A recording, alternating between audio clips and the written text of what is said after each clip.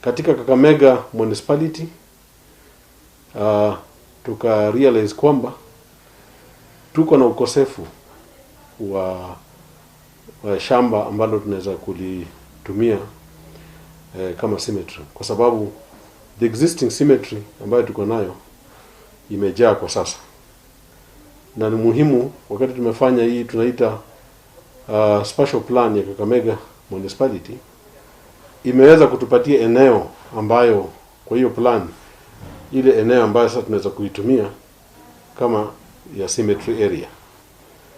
Na part of implementation tunaita mapping. We are now mapping the special plan ili iweze ku accommodate those facilities, the industrial area, the cemeteries, the sewer system, dump site and all that. That is what we are doing right now in the ministry and Kakamega County.